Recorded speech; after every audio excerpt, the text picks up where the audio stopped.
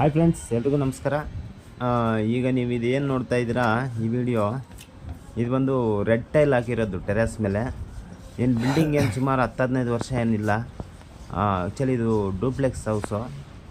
Builder ಕಟ್ಟಿ ಈಗ ಕಸ್ಟಮರ್ಗೆ ಸೇಲ್ ಮಾಡಿದರೆ ಅವರು ಕಸ್ಟಮರ್ ನಮ್ಮ ಹತ್ರ ವಾಟರ್ ಪ್ರೂಫಿಂಗ್ ಮಾಡಿಸ್ತಾ ಇರೋದು. ಇದು ಏನಾಗಿತ್ತಪ್ಪ ಅಂದರೆ ಟೈಲ್ ಎಲ್ಲ ವೀಕ್ ಆಗೋಗಿ ಟೈಲ್ ಜಾಯಿಂಟ್ಸಲ್ಲೆಲ್ಲ ಗ್ರೌಟಿಂಗ್ ಮಾಡಿರೋದೆಲ್ಲ ಕಿತ್ತೋಗಿತ್ತು. ಬಟ್ ಅದನ್ನೆಲ್ಲ ಕಿತ್ತೋಗಿರೋದೆಲ್ಲ ನಾವು ತೆಗೆದು ರಿಮೂವ್ ಮಾಡಿ ಅದಕ್ಕೆ ಏನು ಮಾಡಬೇಕು ಅದನ್ನು ಪಟ್ಟಿ ಯಾವ ಥರ ಮಾಡಬೇಕು ಆ ಥರ ಪಟ್ಟಿ ಜಾಯಿಂಟ್ ಪಟ್ಟಿ ಮಾಡಿಕೊಂಡು ಅದು ವಾಶ್ ಮಾಡಿಕೊಂಡು ಈ ಥರ ವಾಟರ್ ಪ್ರೂಫಿಂಗ್ ಮಾಡ್ತಾ ಇದ್ದೀವಿ.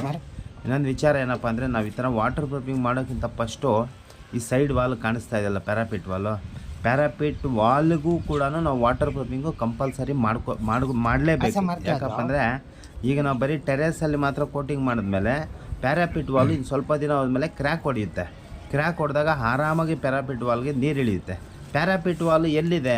ಇದೇ ಬಿಲ್ಡಿಂಗಲ್ಲೇ ಇದೆ ತಾನೆ. ಈ ಟೆರೆಸ್ ಮೇಲೇ ಕಟ್ಟಿರ್ತಾರಲ್ವ, ಈ ಮೋಲ್ಡ್ ಮೇಲೇ ಬಂದಿರುತ್ತೆ ಪ್ಯಾರಾಪಿಟ್ ವಾಲ್.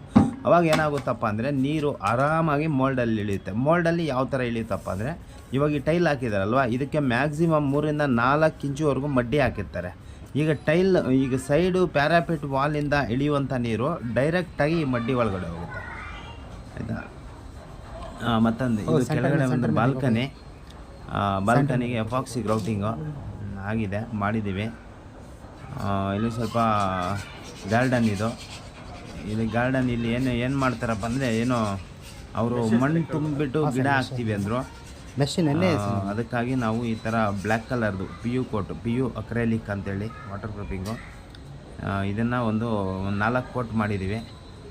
ಸ್ವಲ್ಪ ಕೆಲಸ ಜಾಸ್ತಿನೇ ಹಿಡಿತು. ಇವೆಲ್ಲ ಸ್ವಲ್ಪ ಕಾಸ್ಟ್ಲಿ. ఈ కడ ಎಲ್ಲ గ్రౌండింగ్. బెంగళూరులో సెకండ్ కస్టమర్ మీరే ఇచ్చేస్తా ఉండేది.